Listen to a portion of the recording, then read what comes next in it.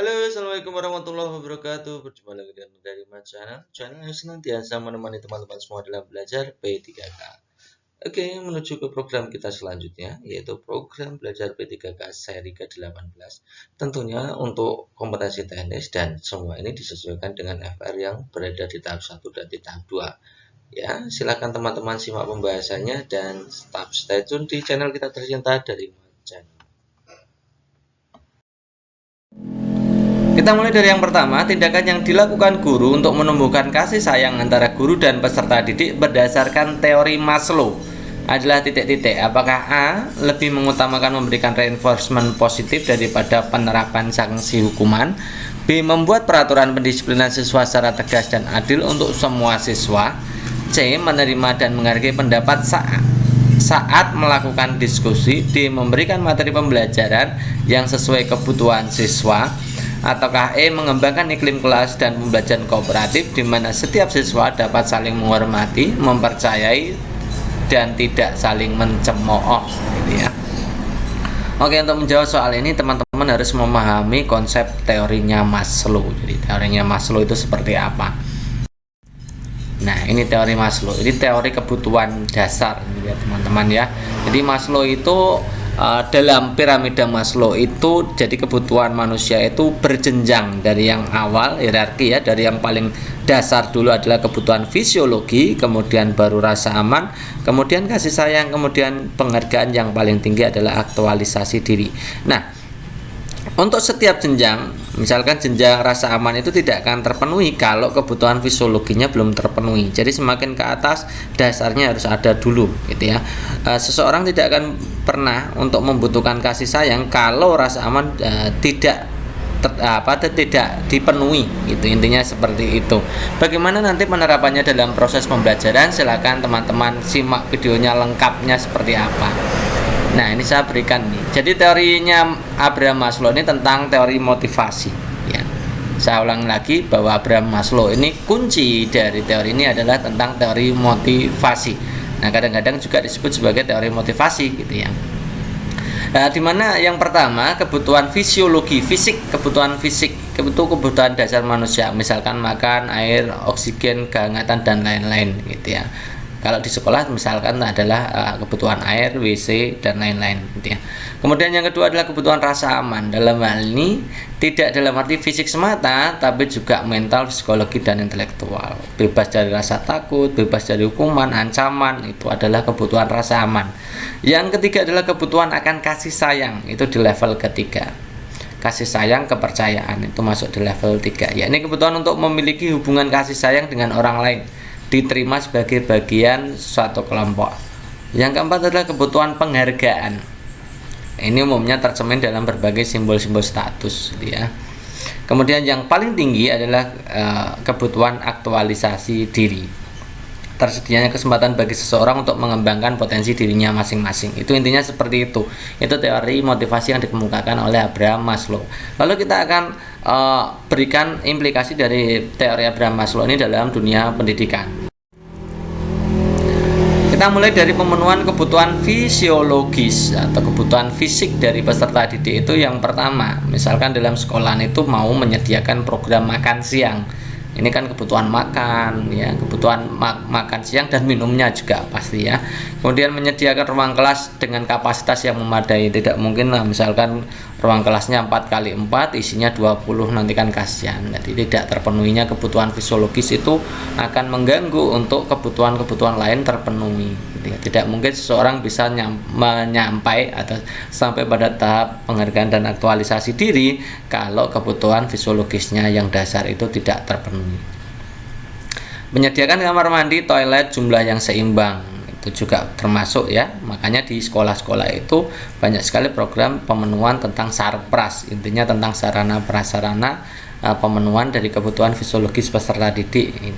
Kemudian menyediakan ruangan dan lahan untuk istirahat. Jadi kebutuhan istirahat itu juga kebutuhan fisik dari peserta didik. Jadi perlu diperhatikan istirahat.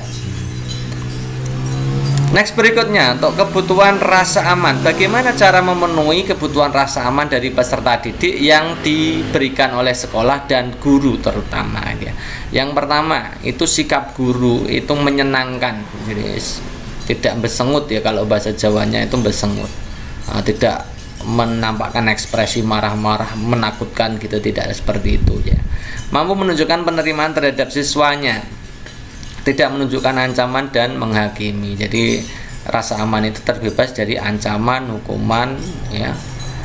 Kemudian yang kedua adalah adanya ekspektasi yang konsisten, mengendalikan perilaku siswa di sekolah atau di kelas dengan menerapkan sistem pendisiplinan siswa secara adil. Ini hubungannya dengan tata tertib.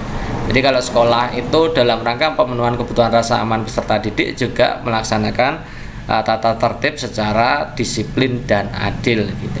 Kemudian lebih banyak memberikan penguatan perilaku reinforcement positif daripada hukuman. Ini terutama untuk guru ya. Jadi guru tidak serta-merta memberikan langsung sanksi berupa hukuman fisik, namun diganti dengan reinforcement gitu ya, yang bersifat mendidik.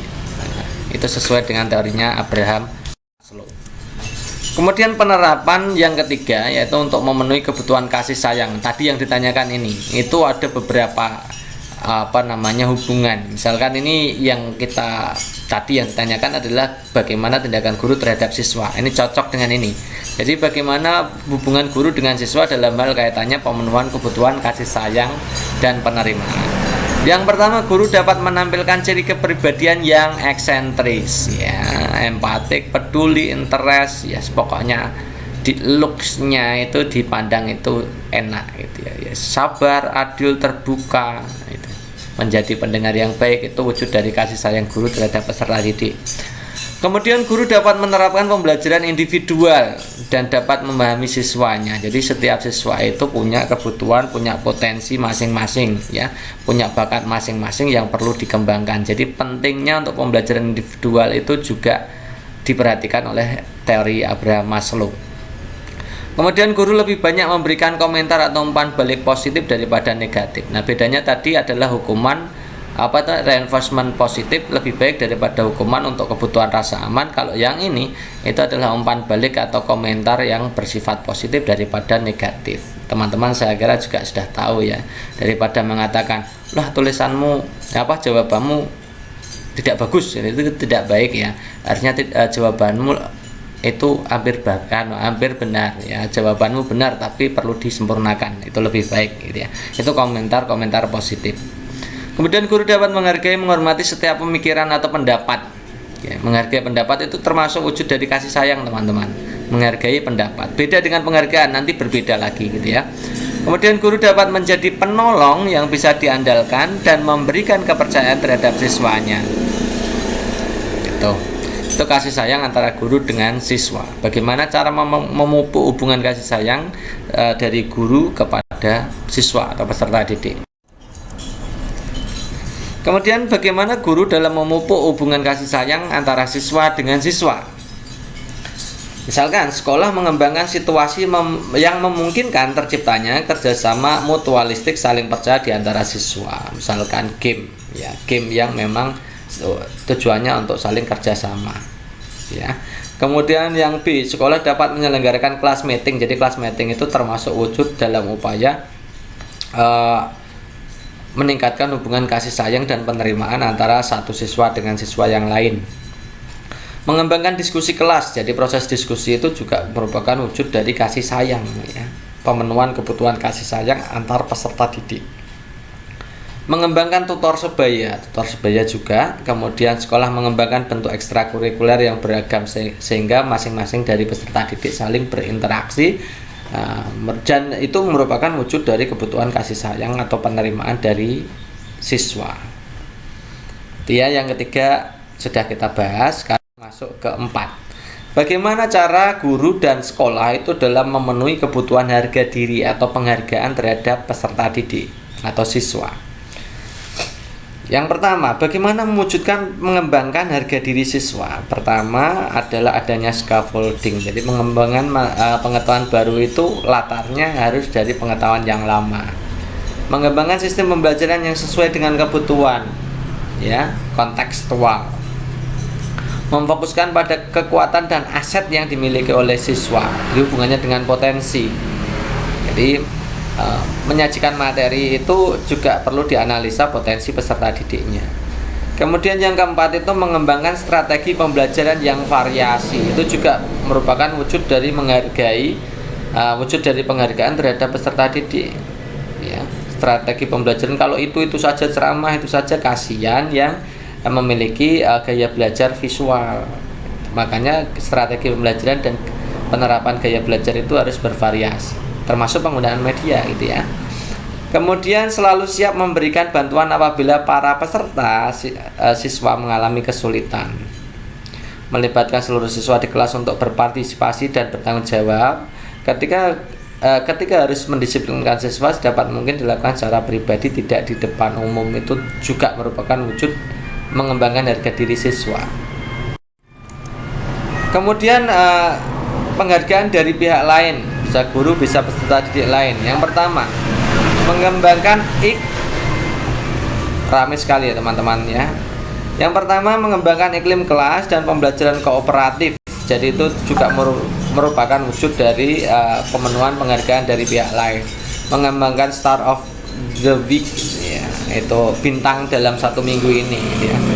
Kemudian mengembangkan program penghargaan atas pekerjaan. Jadi menghargai pekerjaan dari peserta didik, prestasi yang dilakukan peserta didik, karya yang diberikan peserta didik. Kemudian yang keempat itu mengembangkan kurikulum yang dapat mengantarkan setiap siswa untuk memiliki sikap empatik dan menjadi pendengar yang baik.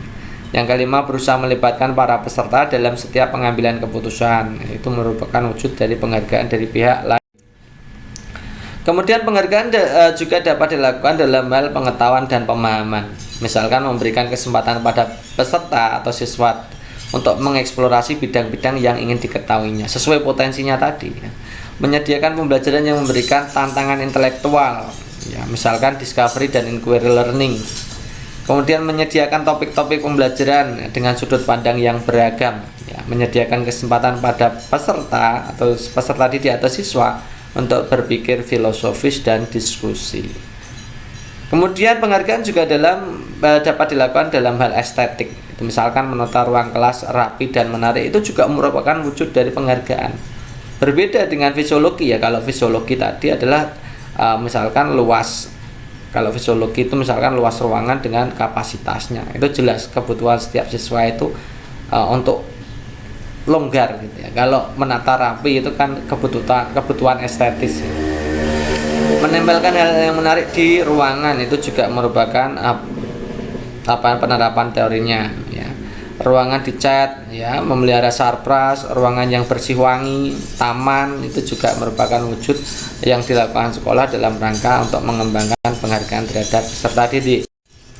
Yang terakhir atau yang tertinggi adalah pemenuhan kebutuhan aktualisasi diri, ya, pengembangan diri. Memberikan kesempatan pada peserta didik untuk melakukan hal yang terbaik apa yang ingin dilakukannya. Memberikan kebebasan peserta didik untuk menggali, menjelajahi kemampuan dan potensi yang dimilikinya. Misalkan orang yang suka gambar ya jangan dipaksa terus untuk menuliskan gitu ya. Jadi ada kesempatan untuk atau peserta didik yang suka gambar untuk diberikan pembelajaran menggambar. Jadi dia bisa mengaktualisasikan dirinya lewat gambar. Menciptakan pembelajaran yang bermakna dikaitkan dengan kehidupan nyata, ya, kontekstual gitu. Perencanaan proses pembelajaran yang melibatkan aktivitas metakognitif siswa itu juga merupakan wujud dari itu. Abraham Maslow ya. Nah, melibatkan siswa dalam proyek dan kegiatan self expressive dan kreatif. Jadi kreativitas itu masuk dalam aktualisasi diri. Nah, dari situ kita bisa menjawab ya. Saya sudah berikan materinya panjang sekali seperti itu. Silakan teman-teman itu pahami ya. Tidak hanya dihafalkan tapi juga dipahami sehingga nanti kalau ada pertanyaan bisa menjawab. Oke. Kita kembali ke soal tindakan yang dilakukan guru untuk menumbuhkan kasih sayang. Jadi kasih sayang gitu ya. Yang A, lebih mengutamakan memberikan reinforcement positif daripada penegakan sanksi hukuman. Kalau ada hubungannya dengan hukuman itu berarti tentang rasa aman. Ya, berarti bukan ya. Itu bukan kasih sayang tapi rasa aman. Membuat peraturan pendisiplinan ini juga hubungannya dengan hukuman ya. Disiplin, hukuman, sanksi itu juga pasti rasa aman gitu ya. Menerima menghargai pendapat. Nah, penghargaan pendapat itu termasuk wujud kasih sayang. Jadi ini kasih sayang. Memberikan materi pembelajaran yang sesuai kebutuhan siswa, ini penghargaan. Mengembangkan iklim kelas yang kooperatif, ini juga wujud dari penghargaan. Menghormati, mempercayai, tidak mencemooh, gitu ya. Jadi jawaban yang tepat adalah opsi C. Jadi teman-teman, untuk soal Maslow ini banyak sekali ya, tidak hanya satu tipe, banyak sekali. Saya berikan satu saja simulasinya. Jadi teman-teman silakan teman-teman itu selain menghafalkan juga memahami itu tadi, gitu ya, supaya nanti bisa menjawab soal dengan tepat. Bukharin mengadakan penilaian pada KD operasi bilangan bulat. Jika peserta didik jumlahnya 22 dan saat penilaian ternyata lebih dari separuh peserta didik tidak mencapai KKM. Lebih dari separuh peserta didik tidak mencapai KKM. Yang harus dilakukan Karin adalah titik-titik. Ya, apakah A memberikan remedial kepada peserta didik yang belum tuntas dengan belajar kelompok, B memberikan remedial dengan memberikan tugas mengerjakan soal-soal ulangan yang sebelumnya, ataukah C mengulang kembali pembelajaran pada KD tersebut, ataukah D melanjutkan pembelajaran karena nilai akhir tidak hanya bergantung pada KD tersebut, masih ada KD esensial lainnya yang menopang, ataukah E memberikan pengayaan kepada peserta didik yang sudah mendapatkan nilai baik. Oke teman-teman, kita akan bahas kalau ada kasus seperti ini. Ini punya murid 22, kemudian lebih dari separuh ya, lebih dari separuh itu berarti lebih dari 11 ya. Artinya lebih dari 50% itu tidak mencapai KKM. Apa yang harus dia lakukan oleh Bukharin? Oke teman-teman, silakan simak. Jadi ada kasus seperti ini. Penentuan tindak lanjut itu seperti ini teman-teman. Ya, kita mulai dari kasus pertama. Jika semua peserta didik sudah tuntas, maka yang dilakukan oleh guru atau langkah tindak lanjut yang dilakukan guru adalah melanjutkan materi selanjutnya. Melanjutkan materi selanjutnya. Jadi tidak ada pengayaan, tidak ada remedial. Itu kalau semuanya sudah tuntas, gitu ya. Kemudian kalau ada peserta didik yang belum tuntas, maka ada dua opsi, dua-duanya itu dilaksanakan berbarengan, yaitu mengadakan remedial dan mengadakan pengayaan, gitu ya. Mengadakan remedial bagi yang tidak tuntas, ya. Caranya bagaimana? Ada ketentuannya. Yang pertama, kalau 0 sampai 20% peserta didik yang mengikuti remedial, itu berarti diberikan remedial dengan pembimbingan individu, atau bisa juga dengan mode tutor sebaya ya. Kemudian kalau jumlah peserta remedialnya antara 20 sampai 50% atau kurang dari separuhnya, lebih dari 20%, maka bisa digunakan mode pembelajaran remedial dengan pembimbingan kelompok. Jadi ada kelompok-kelompok yang tidak tuntas di bagian ini, bagian itu, gitu ya. Kemudian kalau jumlah peserta remedinya di atas 50% atau lebih dari separuhnya, maka semuanya harus dilakukan pembelajaran ulang. Ya, pembelajaran ulang dengan media dan metode tentunya yang berbeda. Artinya media, metode yang kemarin digunakan itu berarti tidak efektif dipakai, gitu ya. Itu intinya kalau diadakan remedial, gitu ya. Nah, bagi peserta didik yang sudah tuntas, itu diadakan pengayaan materi, gitu ya, yang memiliki tingkat kesulitan lebih tinggi atau bisa dengan proyek ya, supaya bisa terlatih berkolaborasi dan menyelesaikan suatu permasalahan atau proyek tertentu. Itu adalah step-step yang harus dilakukan guru dalam rangka merancang tindak lanjut pembelajaran, ya, tindak lanjut penilaian pembelajaran. Jadi kita bisa jawab karena di sini yang remedi atau yang remedial itu pesertanya lebih dari separuh peserta didik, maka yang harus dilakukan adalah mengulang kembali pembelajaran pada KD tersebut. Jawaban yang tepat adalah opsi C, gitu ya teman-teman ya. Berikutnya yang merupakan kebutuhan penghargaan pada peserta didik berdasarkan teori Maslow. Jadi teman-teman tadi juga sudah belajar Maslow ya. Sekarang adalah yang merupakan bagian-bagian dari kebutuhan ya, bagian dari kebutuhan fisiologis, rasa aman, kemudian kasih sayang, kemudian penghargaan, dan yang terakhir aktualisasi diri. Ini contoh-contohnya seperti apa gitu ya. Kita lihat opsi A, cinta dan persahabatan. B, kebutuhan kreativitas. C, tersedianya sarana prasarana pokok sekolah. Yang D rasa percaya diri, yang E keamanan dan kebebasan dari rasa takut dan ancaman. Oke, tadi kita sudah membahas ya tentang kelima kategori atau hierarki dari teorinya Abraham Maslow. Ini tadi ya. Kalau fisiologis tadi misalkan jenis kelamin, tempat tidur, air istirahat, itu makanan dan lain-lain. Kalau keamanan tadi bebas dari rasa takut, keamanan tubuh, kesehatan, ya, hukuman, ancaman itu masuk di keamanan. Kalau cinta dan kasih sayang, ya, cinta dan kasih sayang atau milik dan cinta ini ya. Tadi adalah persahabatan, kekeluargaan dan macam-macam tadi kita sudah bahas ya. Kalau harga diri itu rasa percaya diri, menghormati orang lain dan lain-lain. Kalau aktualisasi diri itu contohnya moralitas, kreativitas, ya, potensi diri tadi, pengembangan potensi diri itu termasuk aktualisasi diri. Saya kira teman-teman tadi kalau membahas yang tadi juga sudah paham ya, tanpa saya berikan seperti ini. Jadi kita bisa jawab yang merupakan kebutuhan atas penghargaan. Kalau cinta dan persahabatan itu pasti kasih sayang. Kalau kebutuhan kreativitas itu pasti aktualisasi diri. Tersedianya sarana prasarana pokok misalkan WC, ruang kelas dan lain-lain itu fisiologis. Rasa percaya diri itu penghargaan ya. Keamanan kebebasan itu tadi adalah rasa aman. Jadi jawaban yang tepat adalah opsi D.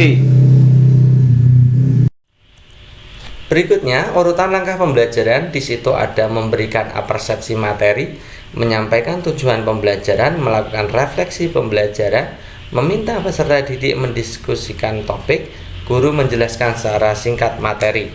Urutan yang tepat dalam menyusun langkah pembelajaran. Jadi teman-teman banyak sekali kemarin soal tentang RPP, langkah-langkah dari rencana pelaksanaan pembelajaran ya. Itu diberikan beberapa langkah pembelajaran, nanti teman-teman diminta untuk prosedurnya, untuk urut-urutannya bagaimana itu ya. Kita mulai dulu, berarti pertama kita petakan dulu itu masuk di kegiatan pendahuluan, kegiatan inti atau kegiatan penutup gitu ya.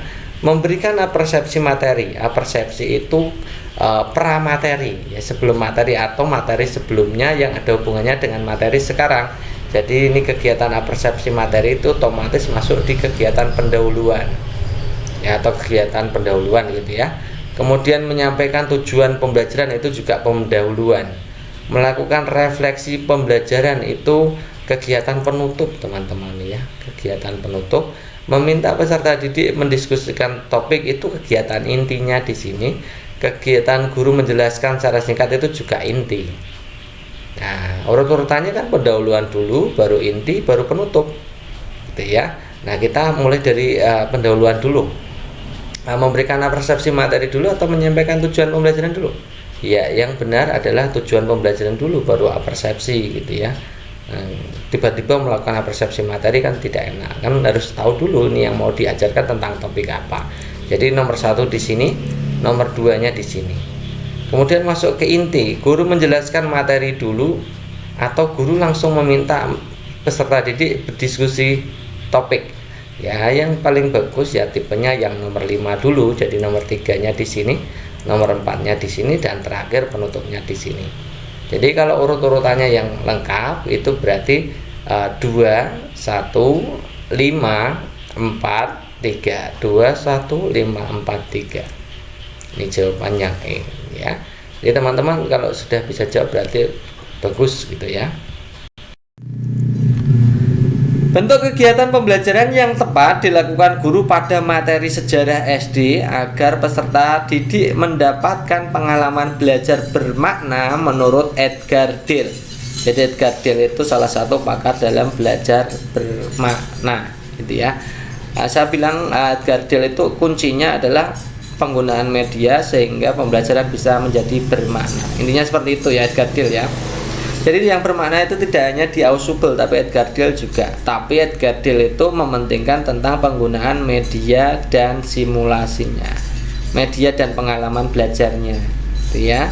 Jadi saya ulangi lagi bahwa Edgar Dale itu yang menjadi kuncinya adalah teori tentang pengalaman, media dan pengalaman. Kalau teori Abraham Maslow itu tentang motivasi, kalau Edgar Dale tentang pengalaman dan media, itu ya.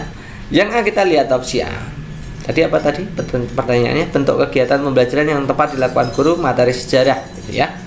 Apakah A meminta peserta didik menonton televisi tentang tempat-tempat sejarah? B mengajak peserta didik menonton pameran museum? C meminta peserta didik membaca buku di perpustakaan untuk menggali materi sejarah yang diajarkan? D mengajak peserta didik melakukan dharma wisata ke tempat-tempat bersejarah? Yang E menggunakan media gambar yang menarik tentang tempat-tempat bersejarah. Kalau teman-teman tidak memahami bagaimana struktur pembelajaran atau struktur media dan pengalaman belajar menurut Edgar Dill, maka teman-teman akan dibikin pusing dengan soal seperti ini, ya. Oke, kita akan bahas tentang Edgar Dill. Nih, nggak kelihatan ya, ini gambarnya nggak kelihatan. Saya bacakan saja nanti sambil didengarkan. Jadi yang pertama itu baca, artinya membaca itu ya. Membaca itu di level yang paling atas, artinya yang paling sedikit, yang atas itu paling sedikit ya. Yang paling sedikit diingat, itu yang membaca itu hanya 10%. Jadi kalau kita memberikan pembelajaran kepada siswa dengan hanya membaca buku, membaca materi, maka yang masuk dalam otak siswa atau dalam pengetahuan siswa itu hanya 10%, ya. Kemudian ditambah lagi kalau kita menjelaskan. Nah, menjelaskan berarti siswa itu mendengarkan, ya. Ketika kita menjelaskan, siswa mendengarkan, maka sampai di 20%. Kemudian kita mulai menggunakan media, misalkan medianya adalah media gambar, diagram, foto, itu ya. Itu sampai ke 30%. Media lebih lagi yaitu lihat video, ya itu juga 30% ya. Lagi, misalkan lebih meningkat lagi dengan demonstrasi, itu juga lebih memberikan keterlibatannya ya, lebih memberikan efek yang lebih tinggi dari kemampuan siswa dalam mengingat materi. Ya. Kemudian setelah demonstrasi di bawahnya adalah terlibat dengan diskusi. Jadi diskusi itu lebih baik daripada demonstrasi, lebih baik daripada hanya sekedar nonton video, sekedar melihat gambar, sekedar mendengarkan penjelasan guru atau membaca sendiri buku. Ya. Diskusi itu sampai 50%. Kemudian kalau setelah diskusi ada penyajian materi, mempresentasikan, itu lebih lagi yaitu sampai ke 70%, ya. Setelah presentasi misalkan ditambahin lagi dengan bermain peran, misalkan drama, ya, bermain drama itu sampai 90% ya, mendekati 90%. Kemudian simulasi atau melakukan kegiatan meniru langsung gitu ya. Meniru langsung subjeknya itu ya. Objeknya ditiru langsung, itu masuk sampai 90%, dan itu lebih baik daripada sekedar bermain peran. Kalau bermain peran kan hanya tulisan kemudian diperankan gitu ya. Kalau simulasi ada orangnya kemudian meniru langsung, ya. Yang paling tinggi adalah mengerjakan hal-hal yang nyata.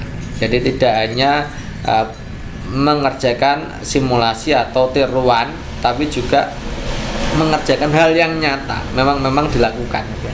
Memang suatu kegiatan yang dilakukan dan nyata, itu nanti akan memberikan pengalaman paling besar, ya. Jadi intinya dari atas ke bawah itu penggunaan media itu dari konkret, dari abstrak, yang paling abstrak ya, menuju yang paling konkret, yang paling nyata.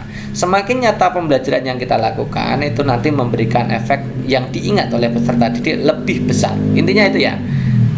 Ketika kita menggunakan media pembelajaran semakin konkret, ya, semakin menuju ke pengalaman nyata, itu nanti akan memberikan efek yang diingat oleh siswa atau daya serap siswanya semakin besar.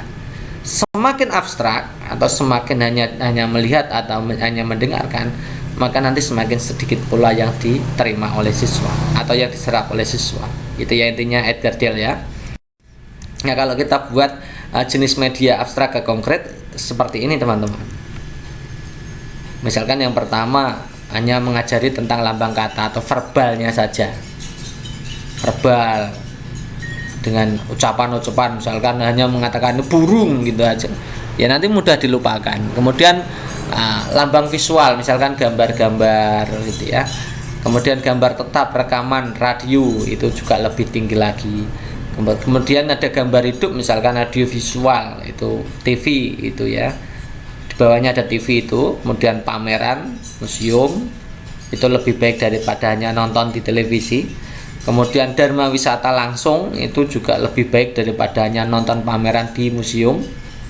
Kemudian percontohan, tindakan percontohan, pengalaman dramatisasi, ya tadi sosiodrama tadi ya, pengalaman tiruan atau tadi simulasi atau tiruan. Kemudian pengalaman langsung itu paling tinggi ya, dari daya serapnya. Jadi dari atas ke bawah itu abstrak menuju ke konkret. Jadi semakin konkret, semakin ke bawah itu media yang kita berikan, maka akan memberikan hasil yang lebih maksimal, paling maksimal itu.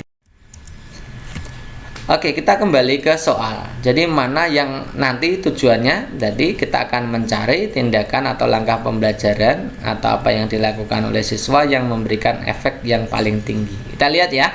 Meminta peserta didik nonton TV, nonton TV. Kemudian yang B, nonton pameran. Kemudian membaca buku. Ini hanya membaca ya. Dharma wisata, kemudian media gambar. Mana? Televisi atau pameran museum atau membaca buku, dharma wisata atau media gambar. Tentu saja jawabannya tepat ya dharma wisata. Tadi kan sudah kita berikan itu ya, tentang urut-urutan media, contoh urutan media yang dari abstrak menuju ke konkret. Berikutnya urutan pertempuran melawan penjajah. Di situ tersedia 4 pertempuran. Yang pertama pertempuran Ambarawa, agresi militer 2, pertempuran Surabaya, atau perlawanan Batavia. Urutan peristiwa yang tepat, perang melawan penjajah dalam mempertahankan kemerdekaan. Artinya setelah kemerdekaan ya kita akan analisa nanti mana saja yang setelah kemerdekaan. Yang jelas untuk perlawanan Batavia itu Jakarta ya. Perlawanan Jakarta itu adalah perlawanan sebelum kemerdekaan gitu ya. Ya, kita mulai ya. Jadi pertempuran Ambarawa itu peristiwa ini dimulai saat pasukan sekutu di bawah pimpinan Brigjen Battle mendarat di Semarang tanggal 20 Oktober 45. Nah, pasukan sekutu yang sedang menuju Magelang membuat kerusuhan. Hal ini membuat masyarakat memboikot dan menyerang sekutu gitu ya. Kemudian pertempuran Surabaya itu terjadi pada tanggal 10 November 45. Itu ya, itu ada keterangannya di situ. Kita mulai dari tanggal 25 Oktober 45 itu sekutu di bawah komando Brigjen AWS Malabi itu tiba di Surabaya. Tanggal 28 Oktober 45 terjadi pertempuran antara rakyat Surabaya melawan sekutu yang menewaskan Brigjen Malabi gitu ya. Hal ini membuat sekutu murka dan meminta rakyat bersenjata menyerahkan diri pada tanggal 9 November. Namun ultimatum itu tidak dipenuhi sehingga sekutu menyerang Surabaya tanggal 10 November. Ya, rakyat Surabaya tidak mengindahkan ultimatum tersebut. Bung Tomo justru berhasil membakar semangat para rakyat Surabaya dalam melakukan perlawanan. Ini ya, ini Hari Pahlawan 10 November 45. Jadi Ambarawa dulu apa Surabaya dulu? Ya jelas ya, yang Ambarawa dulu. Kemudian kalau agresi militer 2 Belanda itu dilancarkan pada tanggal 19 sampai 20 Desember 48. Jadi tahunnya 48 ya. Operasi Gagak ini berawal dari serangan di Yogyakarta yang saat itu merupakan ibu kota dan pusat pemerintahan Indonesia. Nah, serangan pun meluas ke sejumlah kota di Jawa dan Sumatera. Tujuan dari agresi militer Belanda 2 adalah untuk melumpuhkan pusat pemerintahan Indonesia sehingga Belanda bisa menguasai Indonesia kembali. Ini tujuan dari agresi militer 2 Belanda di tanggal 4 tahun 48 gitu ya. Kemudian kalau penyerbuan Batavia tadi kita sudah bahas. Penyerbuan Batavia itu salah satu peristiwa ikonik terjadi di tahun 1628 sampai 1629. Yang memimpin adalah Sultan Agung dari Kesultanan Mataram ya, menyerang Batavia atau Jakarta ya, pusat VOC di Nusantara pada saat itu. Jadi penyerbuan Batavia atau perlawanan rakyat Jakarta itu terjadi sebelum perang kemerdekaan ya, sebelum terjadi kemerdekaan. Jadi kita bisa urutkan ya. pertempuran Ambarawa, Batavia tadi tidak, Ambarawa tadi nomor 1, kemudian baru Surabaya, yang terakhir adalah agresi militer 2. Ini ya, jadi urut-urutannya 1, 3, 2. Lanjutnya, tindakan yang dilakukan guru agar hasil pembelajaran yang telah dicapai siswa dapat bertahan lama dalam ingatan siswa menurut Gagner adalah titik-titik. Apakah A. merancang kemampuan yang telah dimiliki siswa untuk pembelajaran berikutnya, B. membimbing siswa saat melakukan diskusi, C. memberikan kesempatan pada siswa untuk memeriksa hasil belajar yang telah dicapainya, D. memberikan kesempatan kepada siswa untuk presentasi hasil kerja kelompok, D. meminta peserta didik melakukan praktek dan menggunakan kemampuan yang baru diberikan melalui proyek. Jadi tindakan apa yang dilakukan guru agar hasil belajar yang telah dicapai siswa itu dapat bertahan lama. Ini saya jelaskan gini ya tentang Gagner ya. Jadi Gagner itu membagi pembelajaran, langkah belajar itu ke dalam 4 fase. Semakin menyelesaikan keempat fasenya, maka hasilnya semakin bagus gitu ya. Fase atau langkah pembelajaran yang pertama itu dimulai dari langkah awalnya, yaitu penerimaan. Ya, penerimaan. Pada fase ini rangsang diterima oleh siswa atau seseorang yang belajar. Ini ada beberapa langkah. Pertama, harus memperhatikan timbulnya perhatian. Kemudian penerimaan, yang terakhir adalah mencatat, ya, pencatatan. Yang kedua adalah fase penguasaan. Jadi sudah menguasai apa yang telah diberikan. Itu seseorang telah belajar atau belum ya. Pada tahap ini dapat dilihat apakah seseorang telah belajar atau belum. Orang yang telah belajar akan dibuktikan dengan memperlihatkan adanya perubahan pada kemampuan. Pada fase penguasaan itu ditandai dengan yang pertama, sebelum pembelajaran itu ditunjukkan apa yang harus dikuasai. Kemudian setelah pembelajaran diberikan kuis. Itu ya, itu intinya dari Gagner. Kemudian fase pengendapan. Jadi sesuatu yang telah dimiliki akan disimpan lama atau tidak cepat hilang. Itu bila digunakan, dapat digunakan bila diperlukan. Fase ini berhubungan dengan ingatan dan kenangan. Jadi mereview kembali apa yang telah dipelajari itu termasuk bagian dari fungsi atau langkah dari pengendapan atau fase storage space ya. Kemudian fase pengungkapan kembali atau retrieval phase ya, retrieval phase ya. Itu apa yang dipelajari, dimiliki, disimpan dalam ingatan, itu dengan maksud untuk digunakan memecahkan masalah bila diperlukan. Nah, jika kita akan menggunakan apa yang disimpan, maka kita harus mengeluarkan dari tempat penyimpanannya. Itu intinya seperti itu. Jadi mengerjakan apa yang sudah kita pelajari. Itu. Jadi ada 4 langkah ya teman-teman. Gagner itu membagi dalam 4 langkah pembelajaran. Tahap awalnya adalah penerimaan, diberikan perhatian, kemudian diberikan pembelajaran, bimbingan ya, sehingga siswa itu dapat menguasai itu ya. Ada perubahan kemampuan ya. Kemudian setelah itu diminta untuk mereview kembali ya, pengendapan agar supaya tidak hilang itu bagaimana ya. Kemudian bisa mempraktekkan apa yang sudah dipelajari melalui fase pengungkapan kembali ya. Nah, ini termasuk implikasi dari pembelajaran Gagner. Saya bagi menjadi 2 kelompok. Yang kelompok atas itu adalah tahap penerimaan dan tahap kedua ya, penguasaan. Tahap penerimaan dan penguasaan itu di 1 sampai 5, yang tahap pengendapan dan tahap pengungkapan kembali di 6 sampai 9. Ya. Ketika di awal itu mengontrol perhatian siswa tadi ya, di tahap fase penerimaan tadi, memberikan informasi kepada siswa mengenai hasil belajar yang diharapkan guru.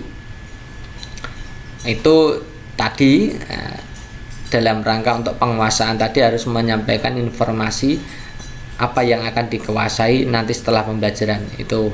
Kemudian merangsang mengingatkan kembali kemampuan-kemampuan yang ada, menyajikan stimulus yang tidak bisa dipisahkan dari tugas belajar, memberikan bimbingan belajar.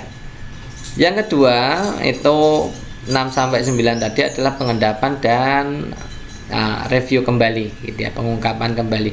Nah, untuk tahap kedua, yang bagian kedua pengendapan dan review kembali ini untuk menjaga agar ingatan dari peserta didik itu tidak mudah hilang.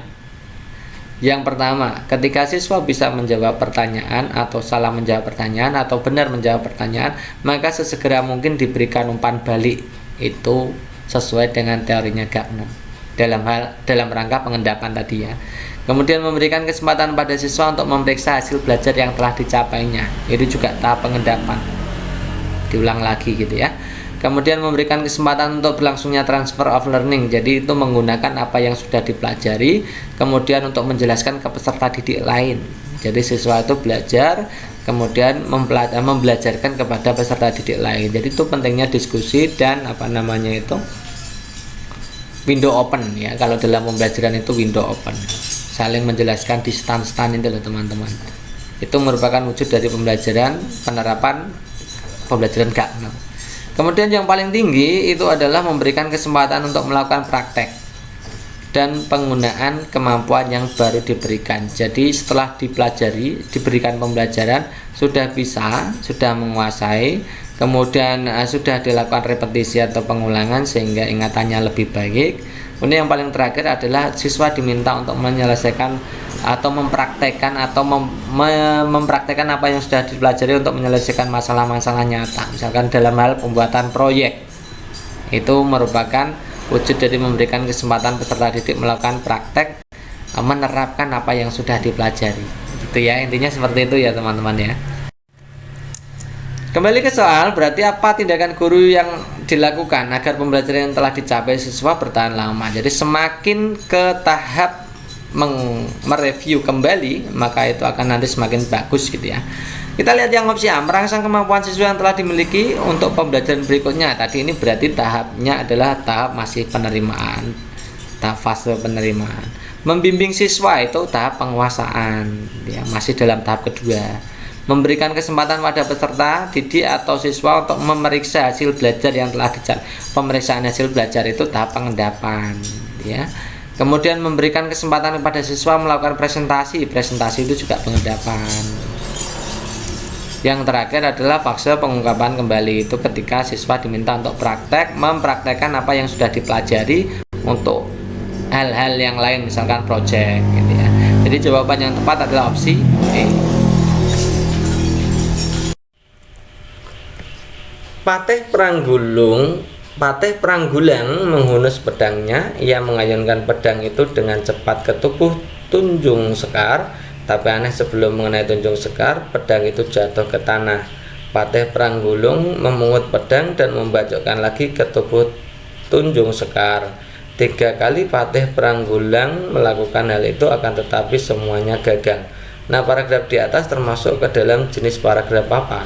Apakah argumentatif, persuasif, deskriptif, naratif, atau eksposisi atau ekspositif ya. Oke, kita akan cek dulu ya pengertiannya. Kemarin kita sudah pernah bahas. Supaya mengingat lagi, kita bahas lagi pengertian dari masing-masing paragraf ini supaya teman-teman itu tambah paham gitu ya. Kalau paragraf narasi itu hubungannya dengan urutan waktu, urutan peristiwa, urutan kejadian. Kalau eksposisi itu adalah paragraf bersifat informatif, isinya fakta-fakta jelas, padat, menarik. Kalau deskripsi, nah, itu adalah paragraf yang berisi penggambaran suatu objek, biasanya dengan menggunakan panca indera. Kalau paragraf argumentasi itu berisi argumen atau pendapat, kemudian didukung oleh fakta-fakta untuk menguatkan argumen gitu ya. Kemudian kalau paragraf persuasif itu paragraf yang isinya itu bujukan atau ajakan untuk kepada pembaca, sehingga pembaca itu semakin yakin dengan sesuatu yang disampaikan penulis ya. Kemudian kalau teks eksplanasi itu menjelaskan apa dan bagaimana peristiwa itu bisa terjadi. Biasanya menggunakan peristiwa alam, peristiwa sosial, gejala pengetahuan, gejala budaya, dan lain-lain gitu ya.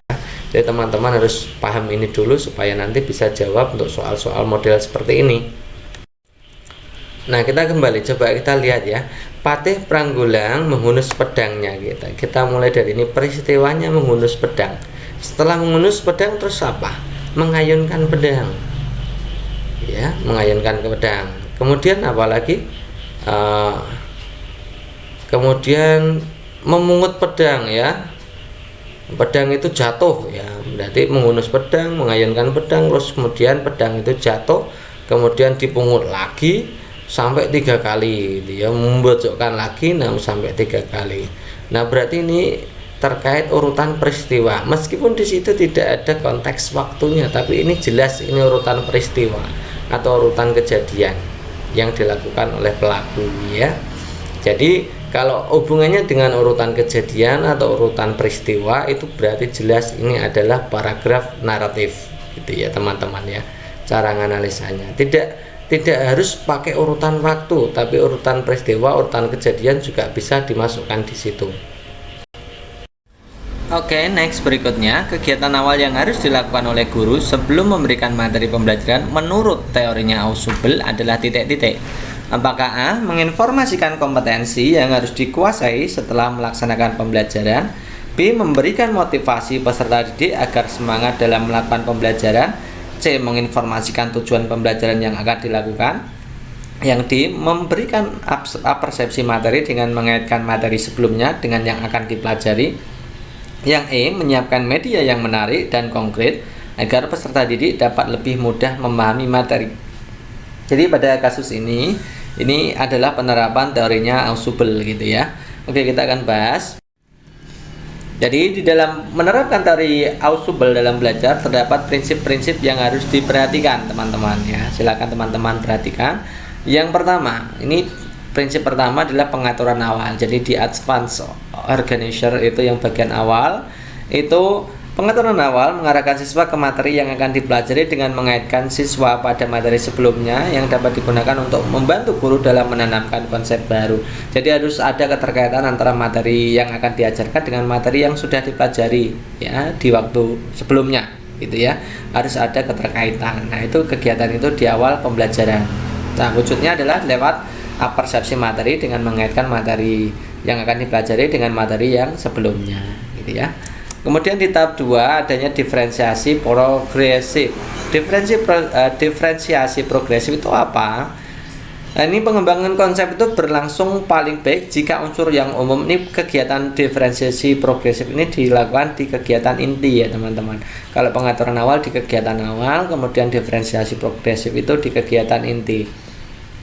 Ini kita mulai dengan masalah-masalah atau unsur-unsur yang bersifat umum dulu ya, apa yang dikenal siswa dulu, baru kemudian ke hal-hal yang lebih spesifik atau lebih khusus. Nah, dalam hal ini diferensiasi progresif itu biasa dikatakan dengan metode deduktif gitu ya teman-teman, dari umum menuju ke khusus ya, tidak induktif tapi deduktif gitu ya. Kemudian belajar superordinat. Apa itu belajar superordinat? Selama informasi diterima dan diasosiasikan dengan konsep dalam struktur kognitif atau subsumsi ya, subsumsi ya, maka konsep tersebut tumbuh dan mengalami diferensiasi ya, saling keterkaitan gitu ya. Atau belajar superordinat dapat terjadi apabila konsep-konsep yang telah dipelajari sebelumnya atau dikenal sebagai unsur-unsur dari sebuah konsep yang lebih luas dan lebih inklusif. Kemudian penyesuaian integratif atau rekonsiliasi integratif, itu guru harus mampu memperlihatkan secara eksplisit bagaimana arti-arti baru dibandingkan atau dipertentangkan dengan arti-arti sebelumnya. Ini juga di kegiatan inti dan kegiatan akhir, ini biasanya begitu. Nah, oleh karena itu di sini yang ditanyakan adalah kegiatan awal. Kegiatan awal tadi masuk di pengaturan awal atau advance organizer ya.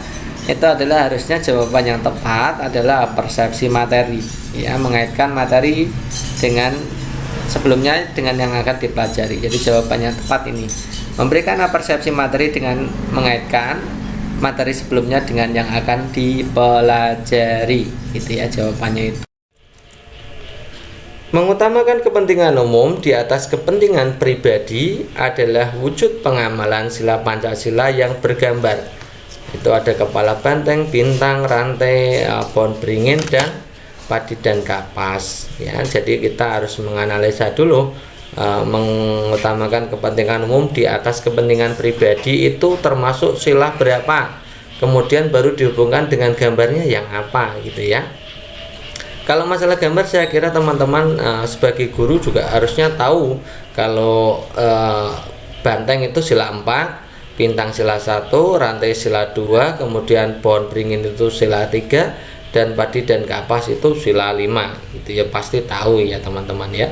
Oke, sekarang kita lihat ya, mengutamakan kepentingan umum di atas kepentingan pribadi itu secara kasat mata memang ke sila 4. Oke, kita akan cek sila 4 ada enggak yang mengutamakan kepentingan umum di atas kepentingan pribadi ya.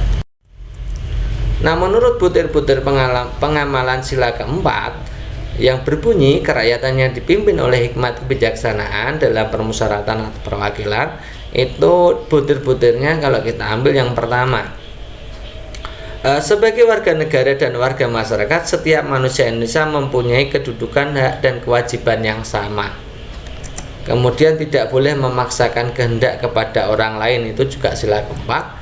Mengutamakan musyawarah dalam mengambil keputusan untuk kepentingan bersama. Musyawarah untuk mencapai mufakat diliputi oleh semangat kekeluargaan. Menghormati, menjunjung tinggi setiap keputusan yang dicapai sebagai hasil musyawarah. Itikat baik, rasa tanggung jawab, menerima melaksanakan hasil keputusan musyawarah. Di musyawarah diutamakan kepentingan bersama di atas kepentingan pribadi dan golongan. Musyawarah dilakukan dengan akal sehat dan sesuai dengan hati nurani yang luhur. Keputusan yang diambil harus dapat dipertanggungjawabkan secara moral di hadapan Tuhan Yang Maha Esa. Kemudian menjunjung tinggi harkat dan martabat manusia, nilai kebenaran, nilai keadilan, mengutamakan persatuan dan kesatuan demi kepentingan bersama. 10. Memberikan kepercayaan kepada wakil-wakil yang dipercaya untuk melaksanakan permusyawaratan. Nah, jadi yang sesuai dengan mengutamakan kepentingan umum di atas kepentingan pribadi ya ini ya, yang musyawarah untuk mencapai mufakat yang mana ini? Yang nomor 3 itu ya, mengutamakan musyawarah dalam mengambil keputusan untuk kepentingan bersama. Jadi fokusnya untuk kepentingan bersama. Nah itu ya, jadi nomor 3 itu kalau dikembangkan ya termasuk di dalamnya itu mementingkan kepentingan bersama di atas kepentingan pribadi dan golongan. Nomor 3 itu masuk gitu ya teman-teman ya. Nomor 7 juga masuk. Nomor 7 di dalam musyawarah diutamakan kepentingan bersama di atas kepentingan pribadi dan golongan. Jadi 3 dan 7 itu menopang untuk pertanyaan tadi. Memang benar, berarti jawaban yang tepat adalah sila keempat. Ini kadang-kadang teman-teman itu kan kalau tidak membaca secara global butir-butir Pancasilanya nanti sulit menentukan hubungannya seperti apa gitu ya teman-teman ya. So jawabannya berarti A gitu ya, sila keempat. Gambarnya adalah gambar kepala banteng. Langkah penyajian materi, ini next soal berikutnya. Langkah penyajian materi yang sesuai dengan prinsip belajar Ausubel adalah titik-titik ya. Dalam penyajian materi itu langkah penyajiannya seperti apa? Apakah A merancang materi dari khusus menuju umum, merancang materi dari umum menuju ke lebih spesifik, yang C merancang materi kontekstual, kemudian yang D merancang materi yang mengaitkan siswa dengan berpikir induktif. Tadi kita sudah bahas ya teman-teman ya. Pada bagian inti itu perancangan materi, terutama yang bagian ini diferensiasi progresif, ini mengatakan bahwa materi atau konsep itu dirancang dari unsur-unsur yang bersifat umum atau general dulu menuju ke yang lebih spesifik. Nah ini biasanya dikatakan dengan metode deduktif, tadi kita sudah mengatakan itu ya. Nah ini saya berikan prinsip teori Ausubel yang lain ya. Ini tentang proses belajar akan terjadi jika seseorang mampu mengasimilasi pengetahuan yang telah dimilikinya dengan pengetahuan baru. Tadi di pendahuluan sudah. Proses belajar akan terjadi melalui tahap-tahap memperhatikan stimulus, ya, memahami makna stimulus, menyimpan, menggunakan informasi yang telah dipelajari atau dipahami. Siswa lebih ditekankan pada berpikir deduktif. Jadi kesimpulannya adalah prinsip belajar deduktif dari umum menuju spesifik. Jadi jawaban yang tepat adalah opsi B. Saat musim hujan kita harus mewaspadai penyakit demam berdarah. Tahapan daur hidup hewan yang menjadi perantara penularan penyakit tersebut adalah titik-titik. perantara penularan, apakah di tahap pupa, larva, imago, tempayan. Oke, kita akan lihat ya. Jadi teman-teman kan pasti tahu ya, DB itu yang apa itu namanya, yang menularkan kan nyamuk Aedes ya, nyamuk Aedes ya. Kalau pupa tadi apa, pompong, larva itu jentik-jentiknya, imago itu yang dewasa nyamuknya, tempayan itu sama jentik-jentiknya sama larvanya gitu ya. Nah, kalau yang menyebabkan penyakit demam berdarah itu perantaranya hidup pada fase dewasa ya, fase nyamuknya. Nyamuk Aedes aegypti itu membawa virus dengue ya, yang menyebabkan penyakit DB ya, ketika nyamuk terbang dan menghisap darah manusia. Jadi nyamuknya sudah terbang, punya sayap, artinya nyamuk dewasa itu ya. Jadi jawaban yang tepat ya opsi C. Next, berikutnya, tindakan guru yang tepat dalam mengembangkan kemampuan akomodasi menurut Jean Piaget ya, Jean Piaget nih ya. Saya dikomplain karena ini bacanya bukan Jean Piaget Kak, tapi Jean Piaget ya, Jean Piaget ya. Terserah ya, yang penting itu tulisannya Jean Piaget ya. Tindakan guru yang tepat mengembangkan kemampuan akomodasi yang perlu digarisbawahi teman-teman di situ adalah akomodasi. Jadi dalam Jean Piaget itu ada tiga hal ya, ada asimilasi, akomodasi, dan ekuilibrasi. Gitu ya. Mana yang merupakan akomodasi, mana yang merupakan asimilasi, mana yang merupakan ekuilibrasi. Kita lihat opsi pilihan gandanya. A. Meminta siswa membandingkan sifat-sifat zat padat dengan sifat zat cair. Yang B. Meminta siswa menyelesaikan masalah luas tanah berbentuk segitiga setelah mempelajari konsep luas segitiga. Yang C. Meminta siswa menghitung penjumlahan bilangan 10 sampai 20 setelah belajar penjumlahan bilangan 1 sampai 10. Yang D. Setelah siswa mengamati hewan berkaki dua yaitu ayam dan burung, siswa diminta menganalisis ciri bebek dan angsa. Ya. Oke, kita akan bahas dulu tentang teorinya Piaget yang tentang asimilasi, akomodasi, dan ekuilibrasi. Pada tahap asimilasi, itu proses kognitif di mana seseorang itu mengintegrasikan persepsi atau konsep atau pengalaman baru dalam skema yang sudah ada. Ya, skemanya sudah ada gitu ya. Kita kasih contohnya seperti ini teman-teman. Siswa yang sudah belajar luas persegi panjang, maka dia bisa menghitung luas sawah berbentuk persegi panjang. Masih sama-sama persegi panjang ya, belum keluar dari itu. Jadi konsep yang sudah dipahami kan luas persegi panjang. Kemudian siswa diminta untuk mengerjakan soal-soal tentang luas sawah berbentuk persegi panjang gitu ya. Itu masih dalam satu konteks ya, sama-sama persegi panjang. Itu intinya seperti itu di asimilasi gitu ya. Misalkan siswa mengerjakan luas segitiga sudah bisa, maka kita bisa meningkatkan untuk kepada siswa untuk menghitung luas tanah atau luas karton berbentuk segitiga itu ya, itu asimilasi. Kalau akomodasi berbeda teman-teman. Kalau akomodasi itu ada pembentukan skema baru ya, skema lamanya digunakan untuk membentuk skema baru gitu ya, atau memodifikasi skema yang sudah ada sehingga cocok dengan skema baru gitu ya. Bagaimana contohnya? Ini kalau tidak pakai contoh tidak paham ya. Misalkan begini, siswa menguasai luas persegi panjang. Nah, kemudian guru memberikan pembelajaran luas lingkaran dengan pendekatan persegi panjang ya. Jadi persegi panjangnya tetap kita pakai untuk menghitung luas lingkaran ya. Luas lingkaran dengan pendekatan persegi panjang. Akhirnya siswa bisa menguasai luas lingkaran dengan pendekatan persegi panjang gitu ya. Jadi sudah mengalami lintas materi. Kalau yang asimilasi kan tidak. Misalkan luas persegi panjang menghitung luas tanah persegi panjang, sama-sama persegi panjangnya, itu baru tahap asimilasi. Kalau akomodasi terjadi penyesuaian ya.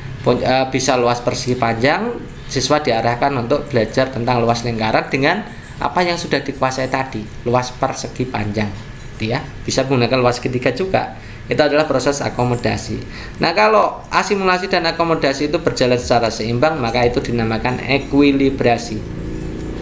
Artinya ekuilibrasi itu dapat membuat seseorang itu menyatukan pengalaman luar dan struktur dalam kognitifnya ya, apa yang sudah diketahui dengan pengalaman luarnya ternyata dijadikan satu. Nah, dipadukan, itu namanya ekuilibrasi kita tidak berikan contoh untuk ekuilibrasi karena itu contohnya nanti ya hubungannya dengan asimilasi dan akomodasi secara langsung gitu ya. Jadi tidak perlu. Jadi yang biasanya ditanyakan adalah tentang contoh asimilasi dan contoh akomodasi. Jadi kita bisa jawab nih ya, yang mengembangkan kemampuan akomodasi siswa. Kita lihat ya, meminta siswa membandingkan sifat zat padat, sifat zat cair. Ini sifat zat padat, sifat zat cair. Ini kan berbeda. Nah, karena ini materinya berbeda, ini pasti merupakan penyesuaian dengan struktur kognitif baru, maka ini namanya akomodasi. Ya. Meminta siswa menyelesaikan luas tanah berbentuk segitiga setelah mempelajari konsep segitiga. Ini masih segitiga sama segitiganya, berarti menyesuaikan konsep yang sudah ada. Mengerjakan atau melaksanakan konsep yang sudah ada, itu pasti asimilasi. Menghitung penjumlahan 10 sampai 20 setelah belajar 1 sampai 10 masih dalam hal penjumlahan. Cuma ditingkatkan lagi, itu pasti masih proses asimilasi. Gitu ya. Setelah siswa mengamati hewan berkaki 2 ayam burung. Ini ayam burung, hewan berkaki 2. Siswa diminta menganalisis ciri bebek angsa. Ini ciri bebek angsa juga berkaki 2, sama-sama berkaki 2. Pasti ini adalah asimilasi. Itu ya. Jadi teman-teman bisa membedakan proses akomodasi dan proses asimilasi. Jawaban yang tepat adalah opsi. Perhatikan langkah fotosintesis berikut. Energi sinar matahari tersebut akan mengubah air menjadi oksigen dan hidrogen. Oksigen dilepaskan ke udara melalui stomata. Karbon dioksida di udara masuk ke dalam tumbuhan melalui stomata. Air masuk ke daun melalui akar tumbuhan yang disalurkan oleh batang. Hidrogen yang dihasilkan digabungkan dengan karbon dioksida untuk menghasilkan zat makanan bagi tumbuhan. Sinar matahari jatuh ke permukaan daun dan ditangkap oleh klorofil. Jadi kalau kita urut-urutannya ya dimulai dari awalnya yang dibutuhkan oleh kegiatan fotosintesis atau proses fotosintesis itu apa? Bahan yang diperlukan untuk proses fotosintesis kan karbon dioksida dan air. Jadi karbon dioksida dan air itu diangkut dulu ya. Berarti harusnya urutan pertamanya ada di mana ini? Karbon dioksida dulu ya, boleh karbon dioksida dulu ya. Jadi ini nomor 1 gitu ya. Kemudian air ini nomor 2. Nah, kemudian setelah itu baru adanya ini sinar matahari jatuh ke permukaan daun, tangkap oleh klorofil. Ya, kemudian energi sinar matahari tersebut mengubah air, kemudian dan CO2 itu menghasilkan oksigen dan hidrogen. Ya, setelah itu hidrogen itu digabungkan ya dengan karbon dioksida untuk menghasilkan zat makanan bagi tumbuhan. Setelah itu baru hasil yang lain selain glukosa atau zat makanan itu oksigen ya, oksigennya yaitu hasil ya. Jadi ada input, proses, hasil gitu ya. Hasilnya oksigen dan zat makanan atau glukosanya. Kemudian inputnya adalah CO2 dan air gitu ya. Jadi urut-urutannya teman-teman harus memahami fotosintesis itu sendiri gitu ya. Jadi jawaban yang tepat yang ini 3, 4, 6, 1, 5, 2.